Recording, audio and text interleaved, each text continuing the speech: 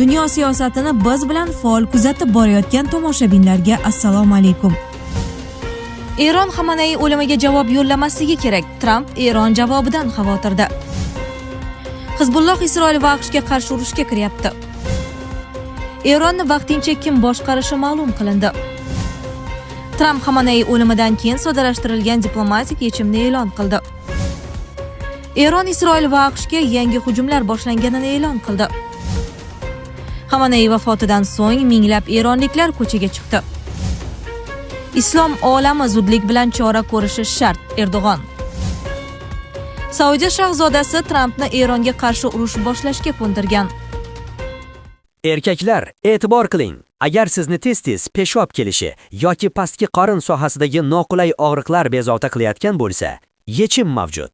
Sedanachi Muxtor milliy brendidan Prastamix. Turkiyalik tajribali urolog Yunus Tur tavsiyasiga asoslangan ushbu mahsulot Turkiya an'analari va zamonaviy yondashuv uyg'unligida ishlab chiqilgan. Tarkibida 17 xil shifobaxsh giyohdan iborat kuchli formula jamlangan bo'lib, ISO va halol sertifikatlariga ega. Sog'likni ertaga qoldirmang. Hoziroq qo'ng'iroq qiling. Prastamixni tanlang. O'zingizga bo'lgan ishonchni qaytaring. Eron Xamenei o'limiga javob yo'llamasligi kerak. Tramp Eron javobidan xavotirda.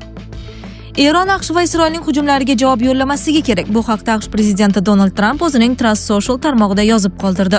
Eron hozirgina har qachongidan ham qattiqroq zarba berishini aytdi. Bunday qilmagani yaxshi, chunki bunday qilsa, biz ularga hech qachon hech kim ko'rmagan kuch bilan zarba beramiz, degan Oq uy yetakchisi. Qayd etish joiz, Eron Islom inqilobi qo'riqchilari korpusi Islom Respublikasi oliy rahbari Oyatulloh Ali Xameneining vafoti tasdiqlanganidan so'ng mamlakat qurolli kuchlari tarixidagi eng shiddatli hujum operatsiyasi boshlanganini ma'lum qilgandi. Hizbulloh Isroil va AQShga qarshi urushga kiryapti. Livandagi Hizbulloh harakati Isroil va AQShga qarshi urushga kirayotganini rasman e'lon qildi. Tashkilotning bayonotiga ko'ra, qaror mintaqadagi so'nggi voqealar, xususan Eron atrofidagi keskinlik va harbiy harakatlar fonida qabul qilingan. Guruh rasmiy manbalari Isroil hududiga dastlabki zarbalar berilganini ma'lum qildi. Aytilishicha, nishonlar orasida harbiy obyektlar va chegaraga yaqin infratuzilmalar bo'lgan. Biroq hujumlar ko'lami, qurbonlar yoki yetkazilgan zarar haqida hozircha mustaqil tasdiqlangan ma'lumotlar yo'q. Isroil armiyasi esa vaziyatni nazorat qilayotgani va havo hujumidan mudofaa tizimlari ishga tushirilganini bildirgani haqida mahalliy OAVlar xabar tarqatmoqda. Hizbulloh o'z bayonotida harakatlarni qarshilik doirasidagi majburiy javob deb atab, Isroil va AQShni mintaqadagi keskinlik uchun mas'ul deb ko'rsatgan. Tashkilot shuningdek, hujumlar davom etishi mumkinligini istisno etmagan. Tahlilchilar fikricha, agar to'qnashuvlar kengaysa, bu Livan-Isroil chegarasida to'liq harbiy mojaroga aylanishi va Yaqin Sharqdagi vaziyatni yanada izdan chiqarishi mumkin. Ayniqsa Eron, Isroil va AQSh o'rtasidagi ziddiyatlar fonida Hizbullohning ochiq urush e'lon qilishi mintaqaviy xavfsizlikka jiddiy tahdid sifatida ko'rilmoqda. Eronni vaqtincha kim boshqarishi ma'lum qilindi.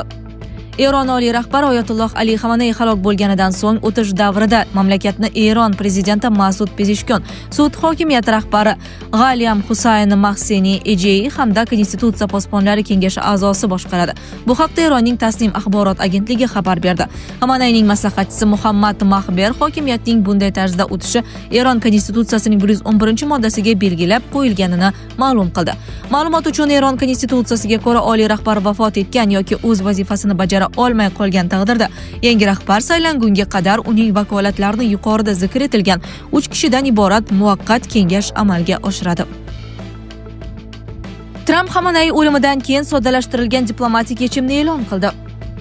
Eron oliy rahbari Oyatulloh Ali Xamenei o'limi Eron bilan diplomatik muloqot yo'lini ochdi va mojaroni siyosiy yo'l bilan hal qilishni osonlashtirdi. Bu haqda AQSh prezidenti Donald Tramp CBC News telekanaliga bergan intervyusida so'z ochdi.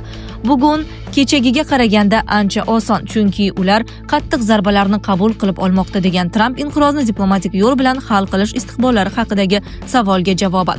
U 28 fevral kuni Eronga berilgan zarbalarni bu mamlakat uchun ham, butun dunyo uchun ham buyuk kun deb atagan. Avvalroq CBC News manbalariga tayanib, AQSh va Eron o'rtasidagi hujumlar oqibatida qariyb 40 nafar eronlik amaldor halok bo'lgani haqida xabar bergan edi. Eron davlat televideniyasi mamlakat oliy rahbari Xamenei halok bo'lganini ma'lum qilgan edi. Shu munosabat bilan mamlakatda 40 kunlik motam e'lon qilingan hamda bir haftalik dam olish kunlari belgilangan. Eron Isroil va AQShga yangi hujumlar boshlanganini e'lon qildi. Eron Islom inqilobi qo'riqchilari korpusi mamlakat Isroil va AQShga qarshi yangi hujumlar boshlaganini ma'lum qildi. Bayonotga ko'ra, Eron Yaqin Sharqdagi 27 ta AQSh harbiy bazasiga, shuningdek Isroil armiyasi bosh qo'mondonligi joylashgan shtab binosiga hamda Tel Aviv shahridagi yirik mudofaa sanoat majmuasiga zarba bergan. Shuningdek, bayonotda Eron tomoni Isroil hududi va AQSh bazalarida ogohlantiruvchi sirenalar tinmasligini ta'kidlab, qarshi tomonga tegishli obyekt va nishonlarga yanada kuchliroq hujumlar amalga oshirilishini bildirgan. Qayd etish joiz, Eron Islom inqilobi qo'riqchilari korpusi Islom Respublikasi oliy rahbari Oyatulloh Ali Xameneyning vafoti tasdiqlanganidan so'ng mamlakat qurolli kuchlari tarixidagi eng shiddatli hujum operatsiyasi boshlanganini ma'lum qilgandi. Xameney vafotidan so'ng minglab eronliklar ko'chaga chiqdi. Oyatulloh Ali Xameney vafot etgani haqidagi xabarlar ortidan Eronda ikki xil munosabat kuzatilmoqda. Minglab odamlar uni xotirlash uchun Tehron ko'chalariga chiqqan. Davlatga yaqin manbalar va ijtimoiy tarmoqlarda tarqalgan videolarda ayrim ziyoratgohlar, jumladan Imom Husayn ziyoratgohi atrofida odamlar motam tutayotgani aks etgan. Tehronning Inqilob maydonidagi odamlar AQSh va Isroil hujumlarida halok bo'lgan Oyatulloh Xameney uchun motam tutmoqda. Isfaxonda esa 10 minglab motamdorlar to'planmoqda.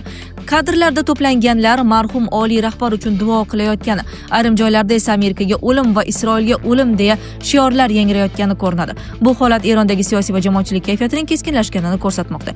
Shu bilan birga The New York Times nashrining yozishicha, tunda Tehron va boshqa ayrim shaharlarda katta guruhlar ko'chalarga chiqib, Xameneyning halokati haqidagi xabarni nishonlagan. Nashr bu holatni jamiyat ichidagi kurashlar turlicha ekanining ifodasi sifatida baholagan.